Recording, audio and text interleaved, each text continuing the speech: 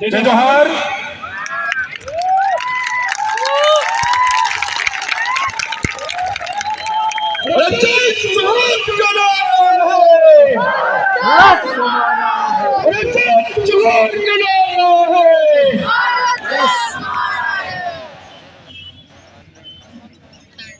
समा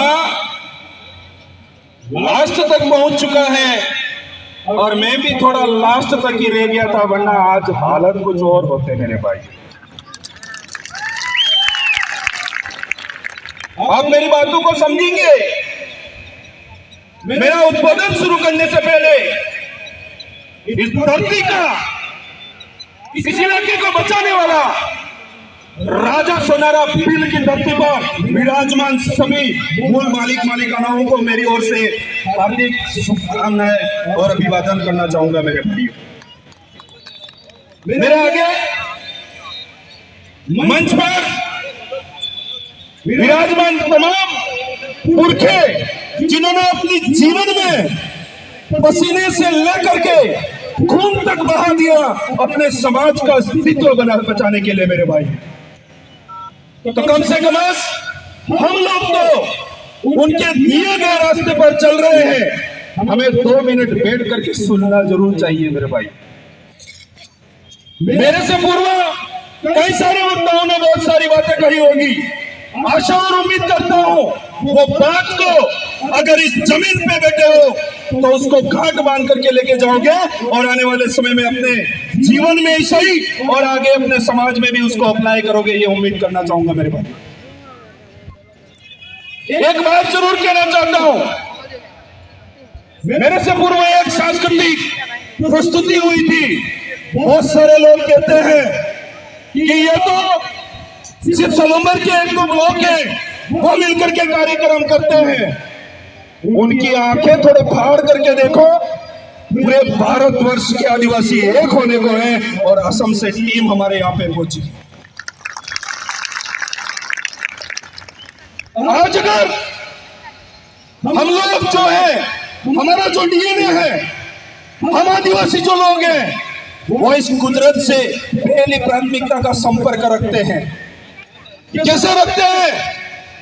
अभी जो समय है उस समय में अगर हमको पैरों में और हाथों में अगर लग जाते हो तो एक जड़ी बूटी, एक पत्ती को हम वो करके उसका जो रस होता है हमारे उस लगे हुए जगह पर लगा देते हैं और वो सही हो जाता। होता है नहीं होता है मेरे भाइयों?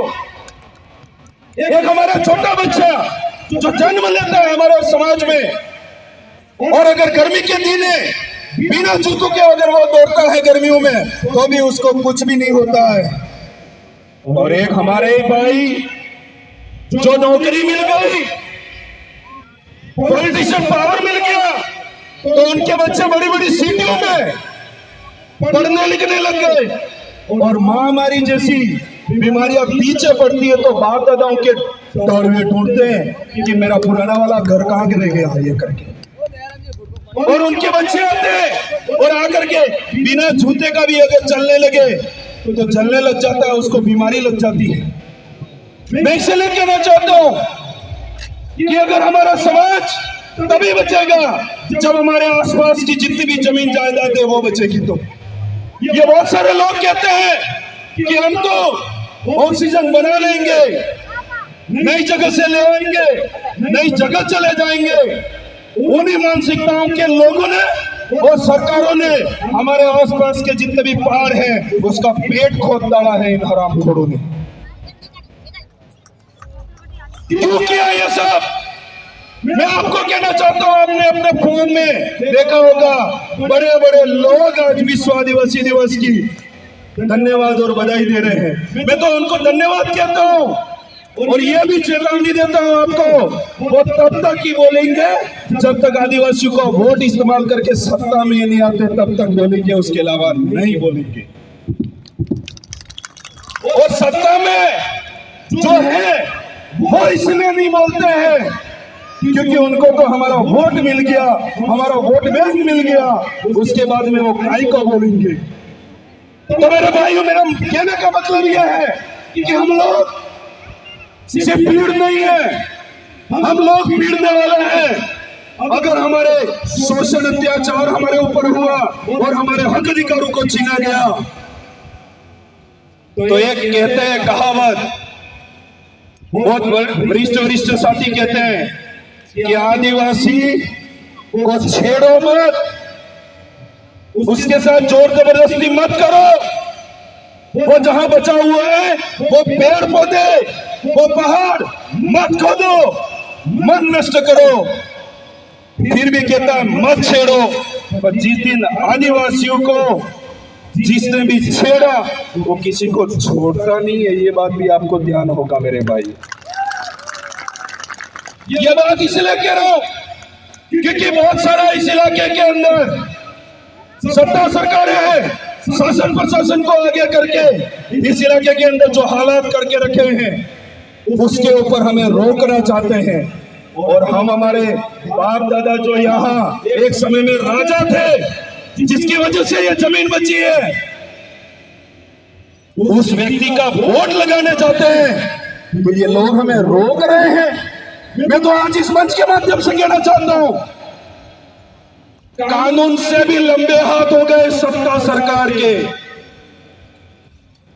हमने आज तक सुना था कि कानून के हाथ बहुत बड़े लंबे होते हैं, पर कानून से भी लंबे हाथ सत्ता सरकार के एक फोन कॉल के हो गए मेरे भाइयों। ये बहुत गंभीर विषय समझने की जरूरत है, आपको ध्यान रखना पड़ेगा। एक ही बात कह करके अपनी बात को विराम देना चाहूंगा। ये जो कार्यक्रम है, ये जो प्रोग्राम है, इसी तरीके से चलते रहेंगे। क्यों? क्योंकि ये जिस समय से जनजागरण होना शुरू हुआ है तब से लेकर के लोगों के दिमाग में एक ही चीज बताई है, हमारे समाज का आखिरी बीज है, आखिरी डीएनए है, आखिरी व्यक्ति है। अगर लड़ना नहीं सीखा, नहीं लड़ाई लड़ी, आने वाली पीढ़ी खत्म हो जाएगी। ये बात हमको सिखाई। समय सीमा का ध्यान रखें। आने वाले समय में प्रोग्राम फिर होंगे, पर यहाँ पर जितने भी भाई और जाने वाले भाई बहन हैं उनसे भी कहना चाहता हूँ कि आप अपना जो ये शरीर है वो फिजूल की धूम्रपान में सेवन करके अपने शरीर को नष्ट मत करो। शिक्षा में आगे बढ़ो, व्यापार में आगे बढ़ो। अगर एक आदिवासी को सुई लेनी होती है, राणा पूंजा पीर चौक से रवाना हो जाओ, उस पार निकलोगे, आपको सुई क्या घर की हर एक वस्तु ले सकते हो। इतने भाइयों की यहाँ अपने वालों की दुकान है। ये बात क्यों कहना चाहता हूँ, आप समझ जाना उस चीज को।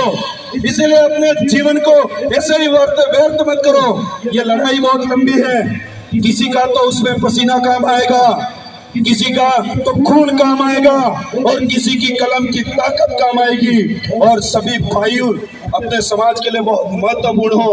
आप अपने जीवन को ऐसे ही व्यर्थ मत करो। विशेष युवा भाइयों से कहना चाहता हूँ, आप जब हमारा प्रदेश बनेगा, जब बड़े हम नारे लगाते हैं, उस समय अगर आप उसके लिए मर मिट जाओगे तो शहीदों में नाम होगा, और बाइक राइडिंग करते हुए मर जाओगे तो शायद इंश्योरेंस भी पास नहीं होगा।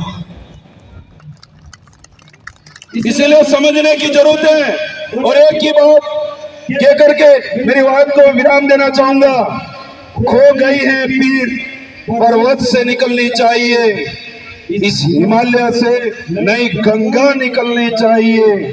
खो गई है पीर पर्वत से निकलनी चाहिए, इस हिमालय से नई गंगा निकलनी चाहिए। हो गया बहुत हमारे समुदाय के ऊपर अत्याचार और शोषण।